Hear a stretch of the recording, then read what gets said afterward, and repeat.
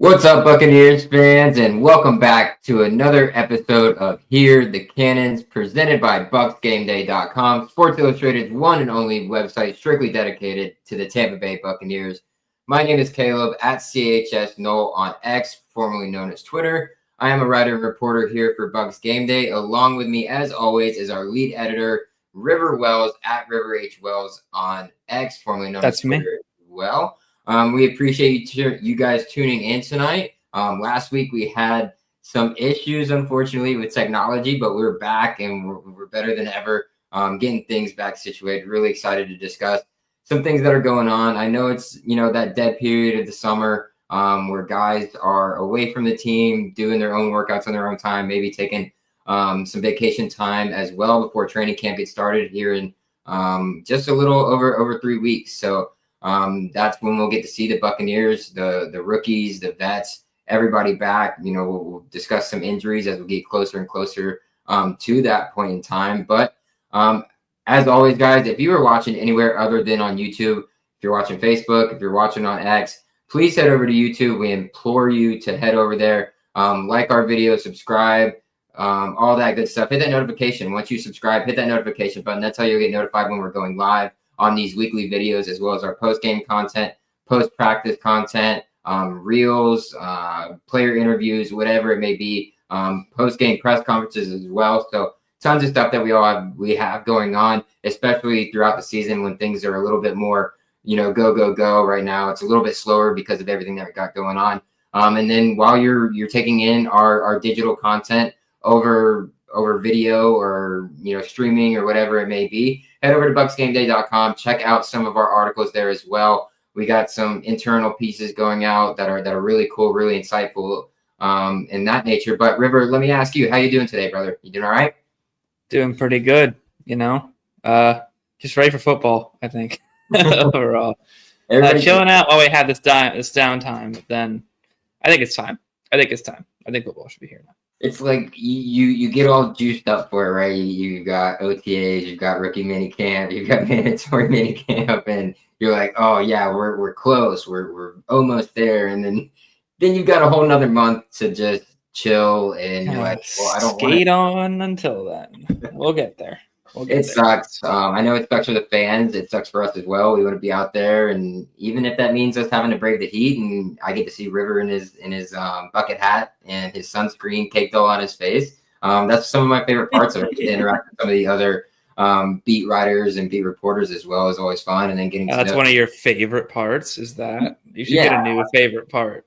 Absolutely. Talk to some of the new guys as well. Get to know them.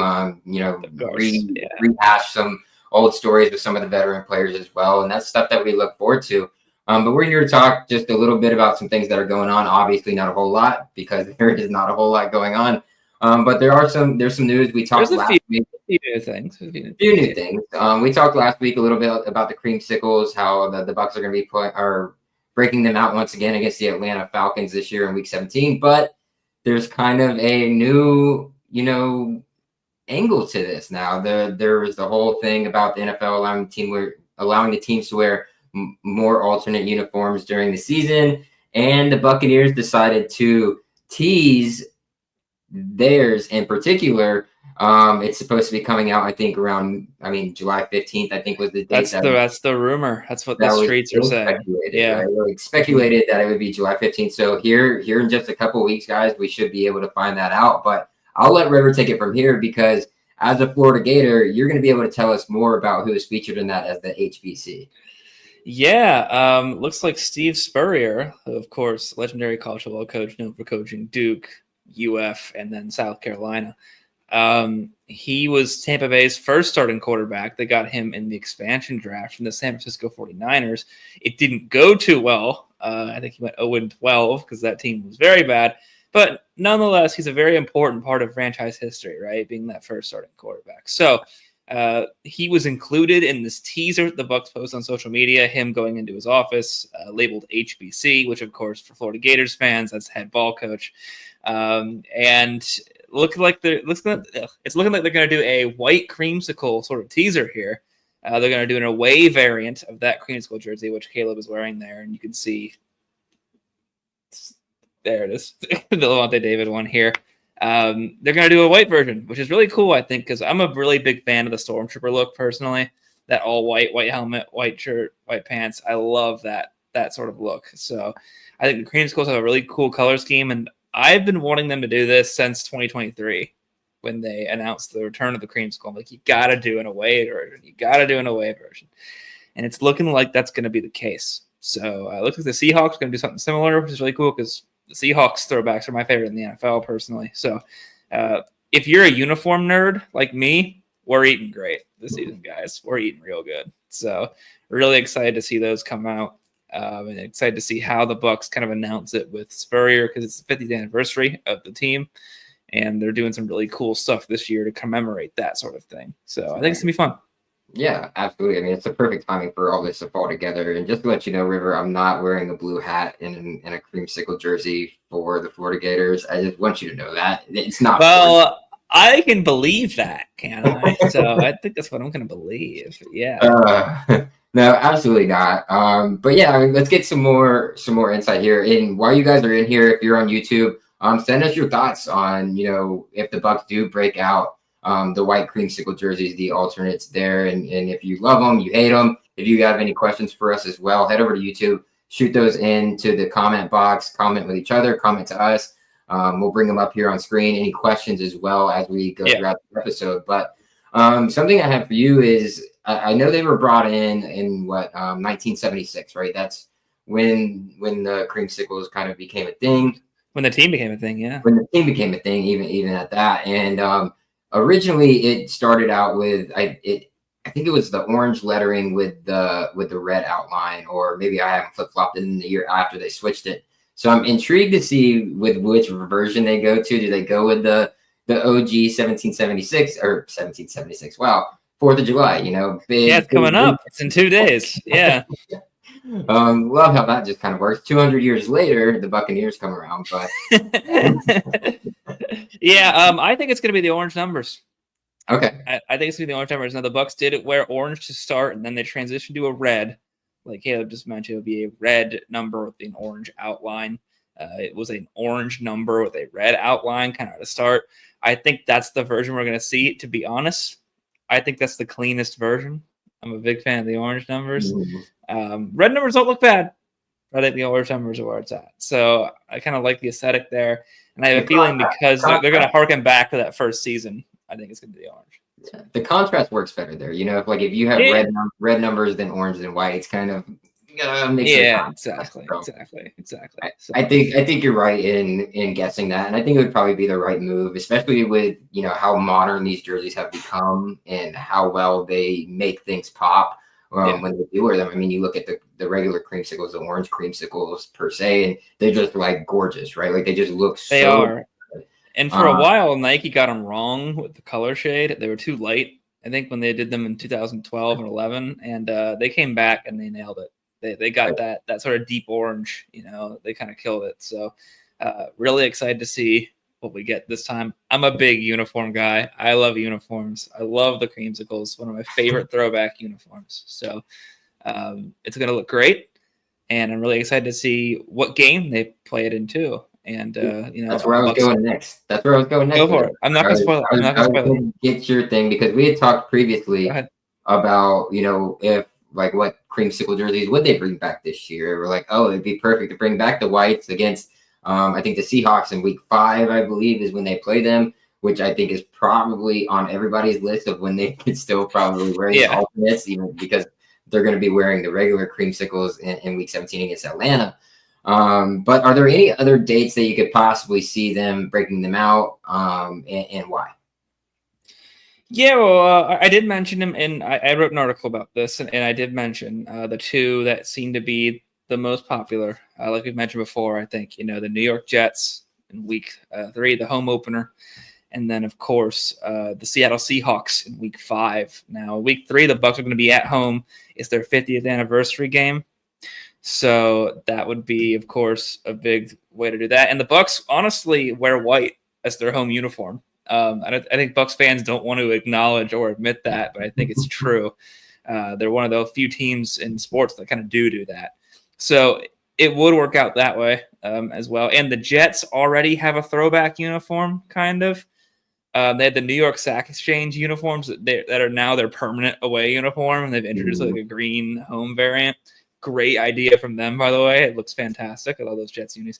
So that would be a very vintage feeling game, which I would be all for. Great uniform matchup.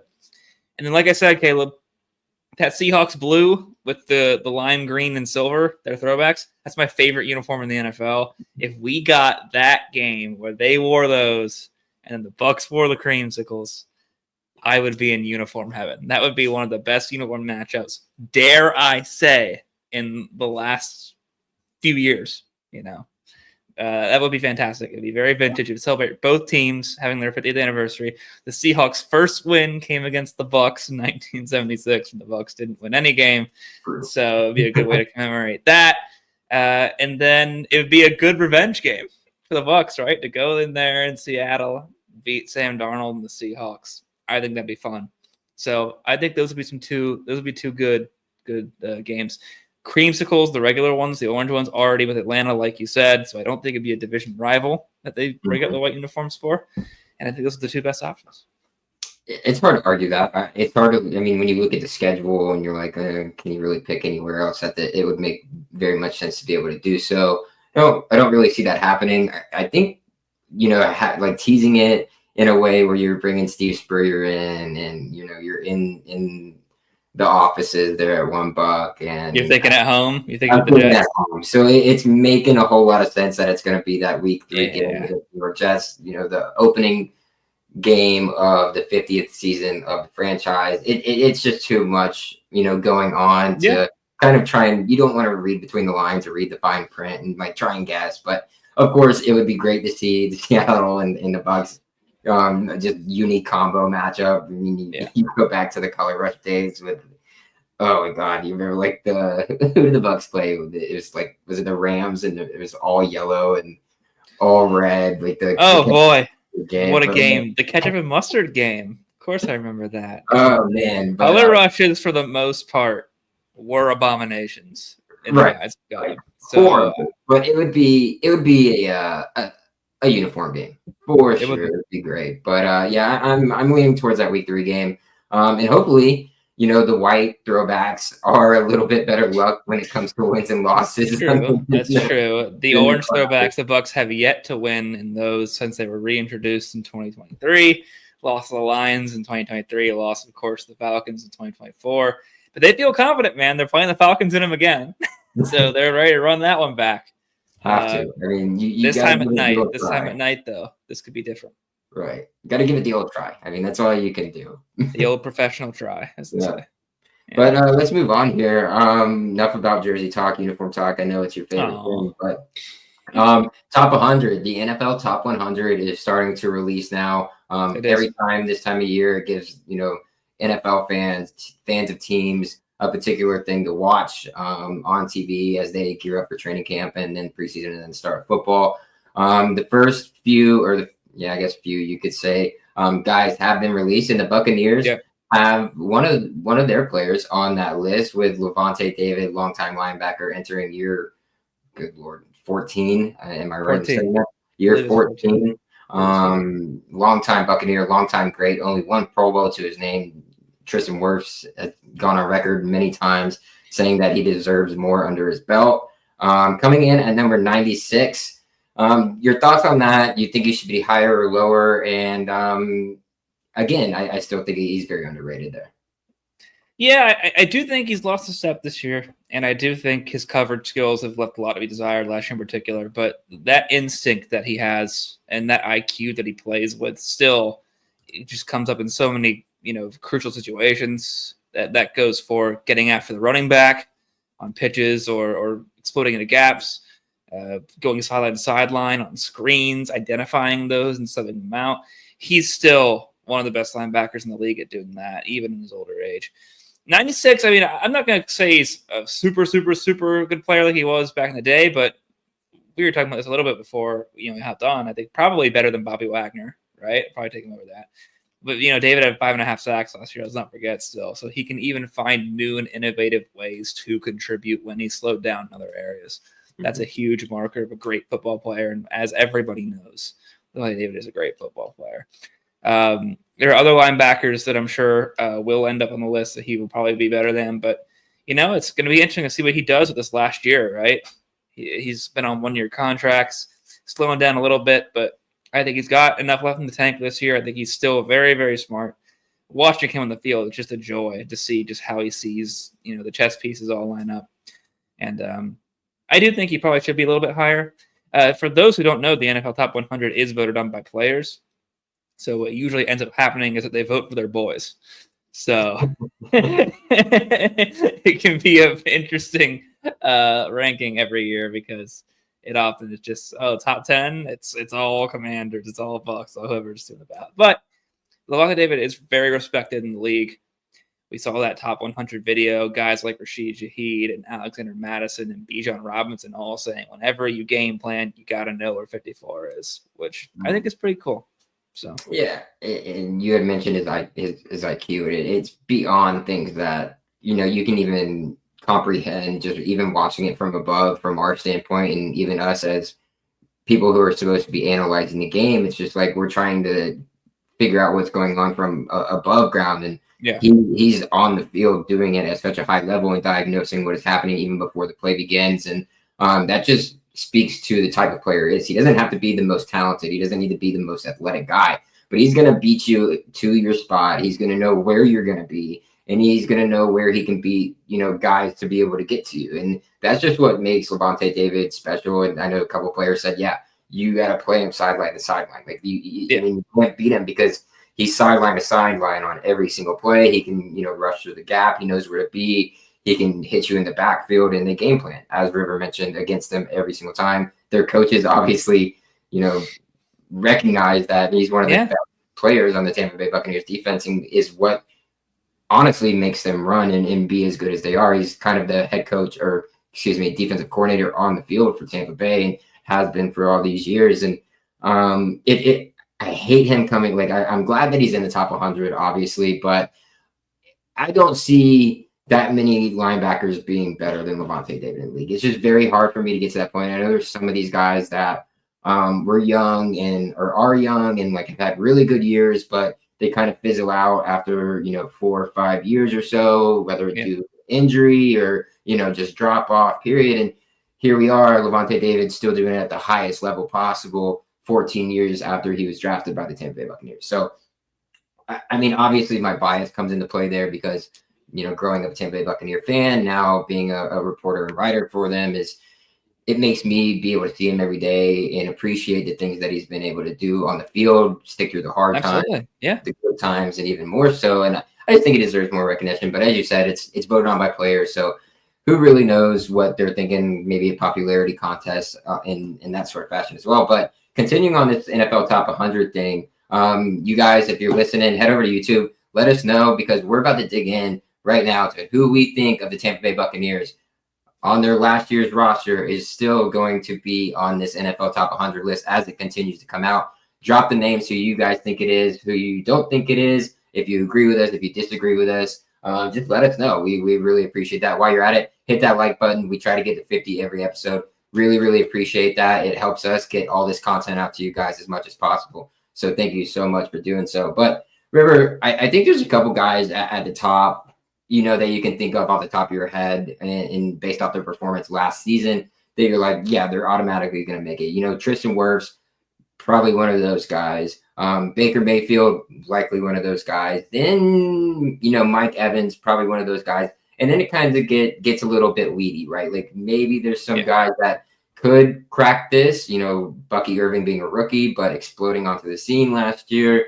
Antoine Winfield Jr. missing half the season, not really doing anything that he did the year before and earning those all pro or AP first team all pro and, getting that huge contract. But I want to get your thoughts on this as well. Who do you think is going to make it onto this list and who could not be onto this list for the Buccaneers? And while you're at it, how high do you think they could go? Yeah, it's a tough question. I think all the names you mentioned are probably going to make it. Mike Evans is a lock. Tristan Wirfs is a lock. Are we going to see some Bucky Irving? I think we're going to see some Bucky Irving, which will be a lot of fun.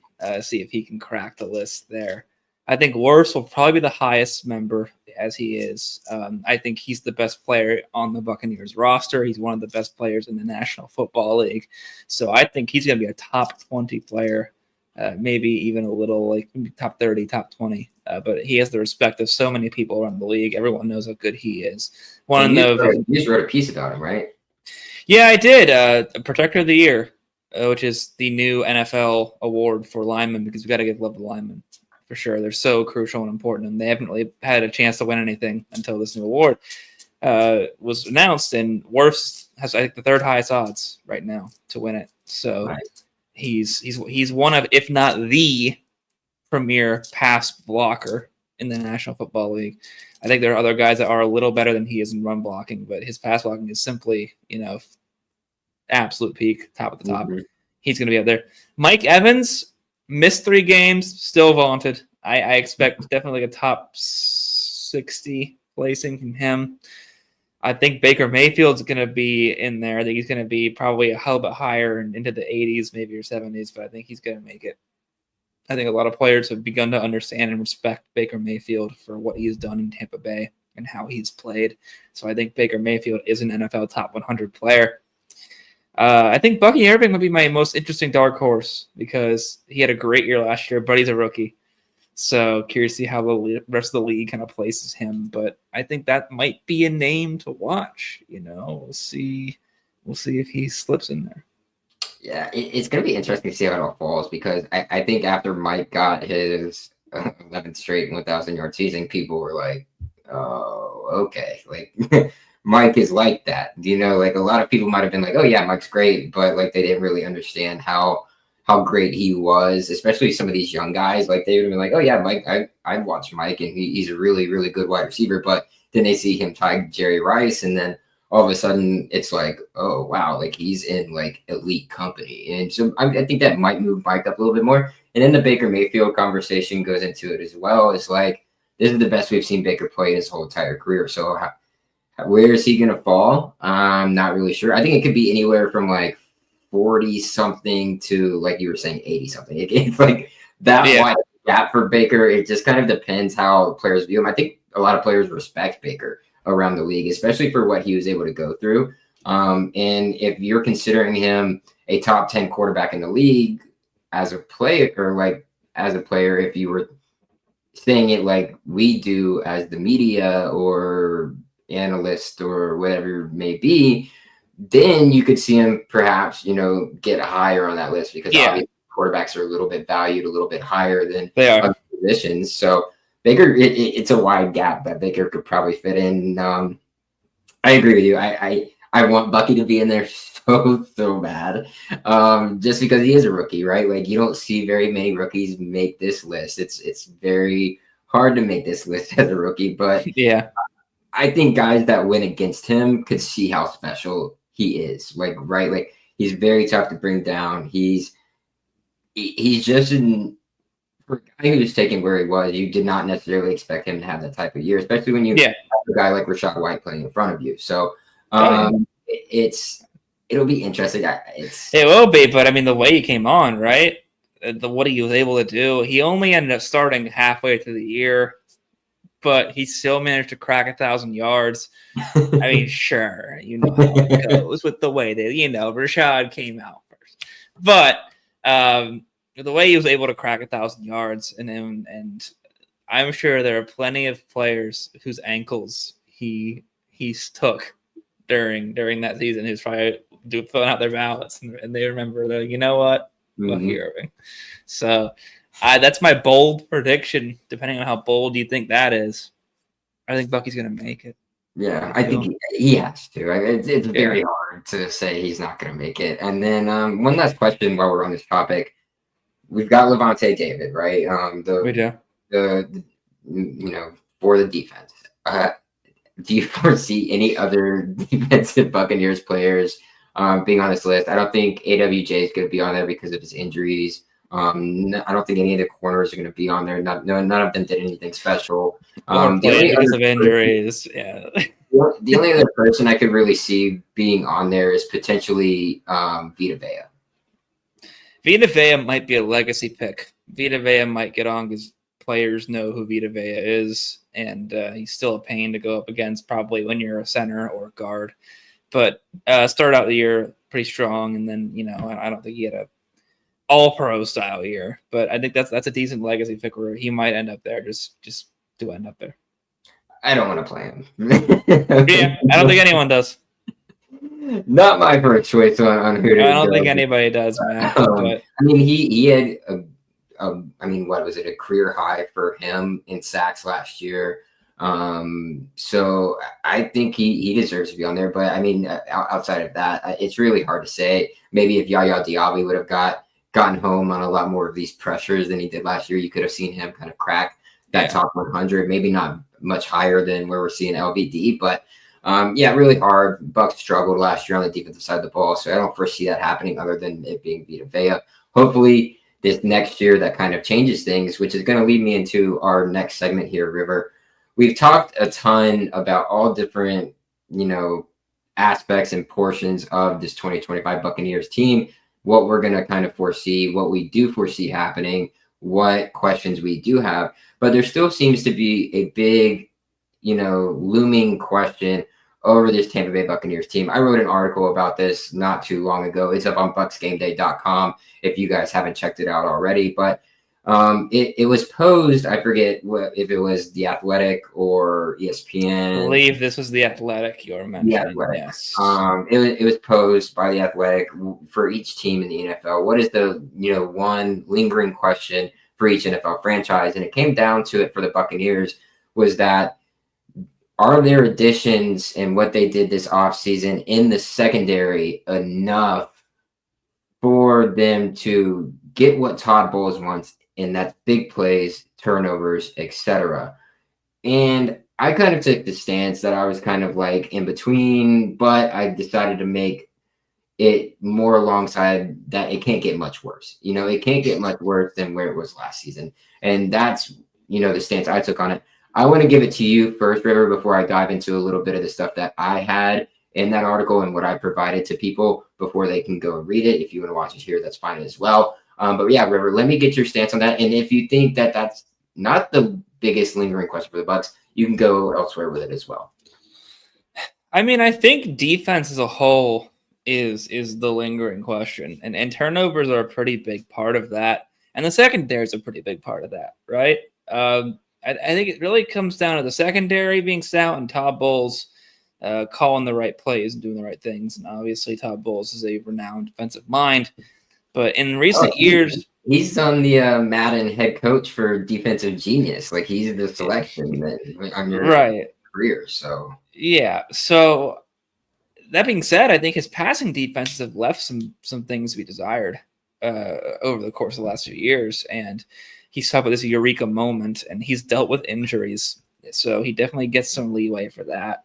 But I'm curious to see what he can do now that he's got Jacob Parrish, who will play nickel. He's got Tykee Smith going back to safety. He's got Benjamin Morrison as insurance from McCollum or Dean. He's got more bodies there in the secondary. He's got, not that it's an excuse, but Antoine Winfield mentioned it's not an excuse, but he was hurt last year, right? So he didn't get to play quite up to standard.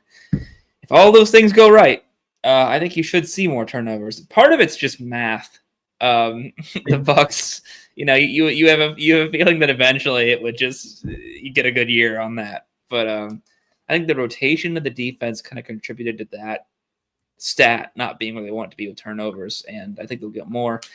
Not that Jamel Dean's great at catching footballs. That's even a question. Yeah. Somehow Carlton Davis was even worse. But that sucks. And to be a good corner, it's nice to be shut down. It's nice to bat passes away. But generating turnovers is what pays the bills at the end of the day. And it's what gives your offense the chance to really bury a team. And the Bucs have had trouble burying a lot of teams when it comes down to the crunch time of the division and bigger games. So I think the lingering question being secondary is fine. I think that makes sense. The linebacking core, another one as well. That's a big lingering question because they didn't. We kind of went out to the offseason. We were like, man, they got to do something about that, and then they didn't. But they trust Servassier Dennis, right? They want him to start. Lavonte David's back. So the room doesn't look that much different aside from the addition of Anthony Walker. But that's another question too. So I think defense is the main point of emphasis here. And I think secondary makes sense because it might hinge on just how well they can keep teams at bay this year on defense, not just through the pass rush, which should help the secondary with Hassan Reddick and all that. But whether or not they can really generate those turnovers.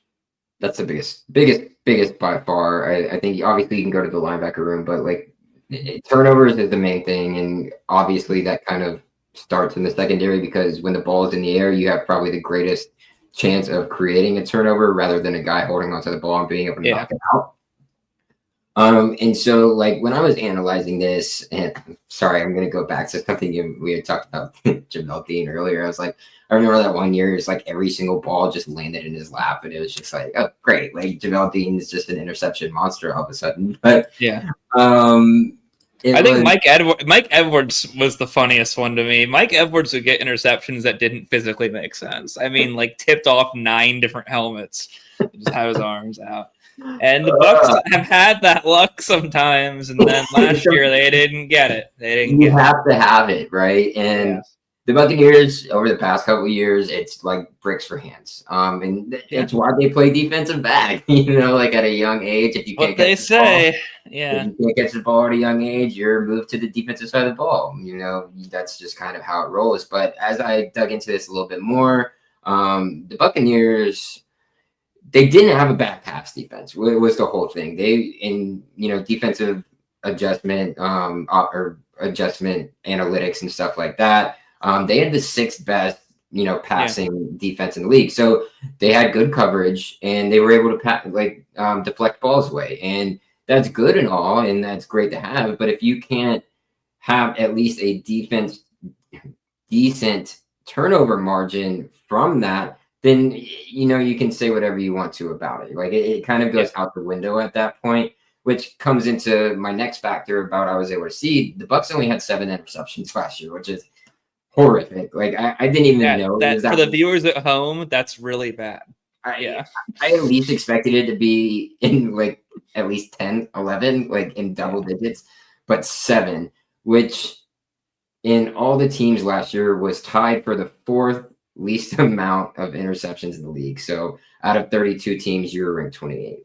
Not great at all. I think it might have been they might have been just a little bit better than that, but I'm just trying to go off my head instead of looking.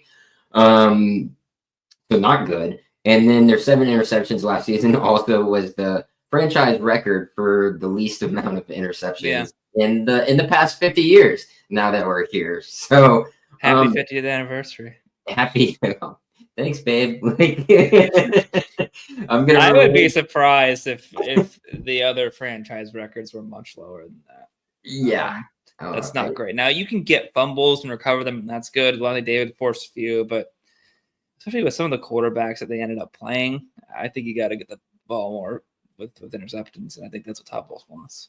Absolutely. And I mean, he's spoken about it over and over and over again. He's reiterated it over and over and over again. It's like if we're getting it to the point to where like, okay, Todd, we get it. Todd, we get it. We know that's what you want. Then if the team doesn't get that, then like you've got a serious problem at that point. Like I don't know where the problem originates. Either it's lost communication, which I don't know how that could be, but then it's a player issue or something else. And you look at what the Buccaneers have, right? You've got Jamel Dean, who's a terrific, one-on-one corner, but he's not known for taking the ball away. Zyon McCollum, he's one player that I want to pinpoint and be like, you can do better, right? Like you are supposed to be a guy that can catch these balls, take these turnovers away, especially because we saw him. He came in last year with these huge expectations and goals of himself. And he started off actually really well, and then nothing really happened after that. And so that was unfortunate to see from him, especially because you thought he had this mindset, and then it just never, maturated for him. And then obviously the depth issues, AWJ being hurt, that doesn't help because he's a ball hawk safety. He's not able to do what he's used to being able to do. And if he is even on the field, he's not 100%. That's tough. So that goes all into it as well. And now you add guys, you move Tykee Smith back to safety, which should help in that nature of things, considering he's a normal nickel guy. And then you bring in a guy like Jacob Parrish, who plays very physical at the point of attack in the slot and loves to get physical with wide receivers and bat balls up in the air, which could result in interceptions later down the road. And Benjamin Morrison, who was playing great, had some great interceptions, a pick 6 against Clemson in 2023 before his hip condition. But those are concerns too, like the hip condition. You're going to be starting a rookie at nickel corner, which they've done the past 2 seasons now with Christian as well as Tykee Smith. So at some point, black's got to hit, right? Like if you're betting red, or you're betting black, and it keeps hitting red, at some point, black has got to hit. And I think for those of you at home that gamble, take that advice. Eventually, black's going to hit. Just keep doing it. Just keep spending it. Just keep spending it. And it's just such a big, I just don't understand how it's that low when it comes to interceptions, particularly. I'm just like, why? It's that bad, and I guess I just ignored it last year, just put it in the back of my mind or whatever. But it can't get much worse, right? As a Florida State fan, it's easy for me to say because my team went 2-10 last year, and I say that same thing about Florida State. It can't get much worse.